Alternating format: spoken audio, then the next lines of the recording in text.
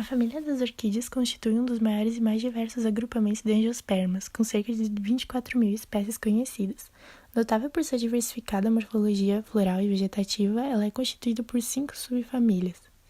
E há características comuns a quase todas as orquídeas, como a presença da coluna de estrutura originada pela fusão de seus órgãos sexuais, masculinos e femininos, grãos de pólen agrupados em estruturas cartilaginosas chamadas de políneas e sementes muito pequenas, quase sem nutrientes e formadas por agrupamentos com poucas células.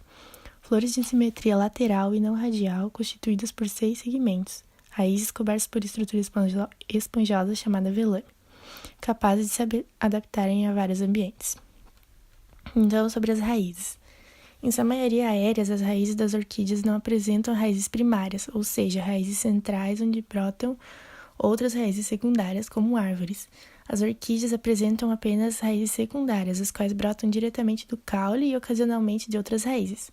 Sua principal característica é a presença de um tecido especial chamado velame. O velame é uma espécie de esponja para as orquídeas porque apresenta espaços e canais microscópicos em seu interior, onde usualmente aloja-se um fungo conhecido como micorriza, que é responsável pela decomposição da matéria orgânica presente no meio das epífitas, que vivem em sais minerais e podem ser absorvidos pelas plantas.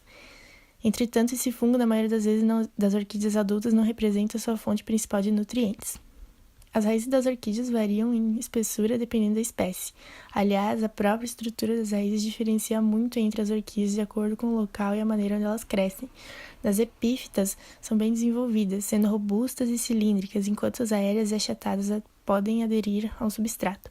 As rupículas também apresentam uma boa estrutura, porém mais finas e curtas, já que em seu habitat elas se limitam ao espaço em que estão alocadas, como pequenas porções de substrato existentes nas fissuras de rochas onde vivem.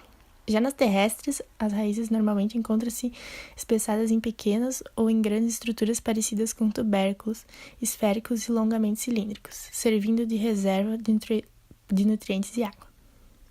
E o caule apresenta variação em relação à forma, e o caule das orquídeas tem como comum a presença de nós e entrinós, que também são compostos pela gema apical, composto pelo maristema apical, e gemas laterais, região do nó, onde também ficam inseridas as folhas.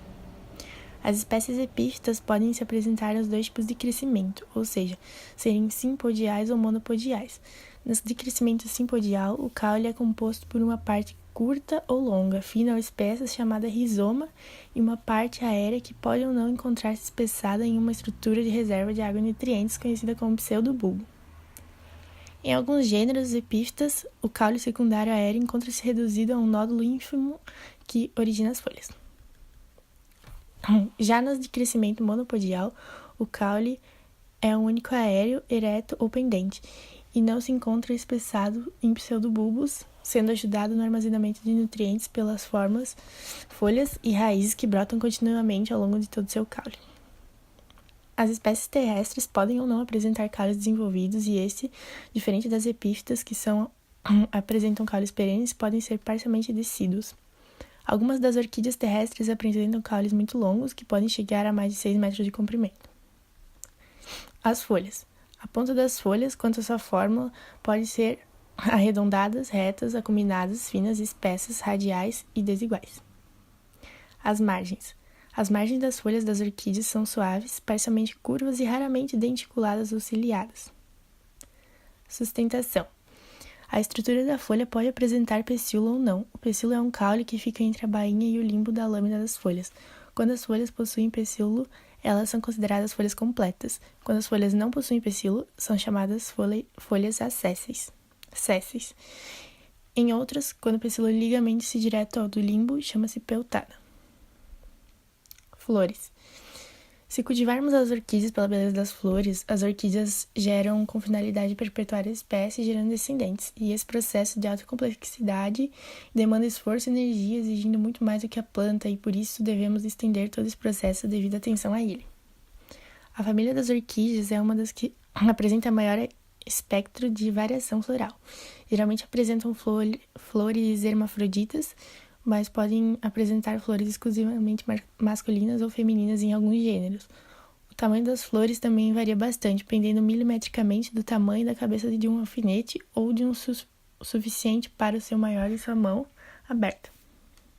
Suas cores variam também, muitas vezes mesclando várias cores, sendo ainda mais atraentes.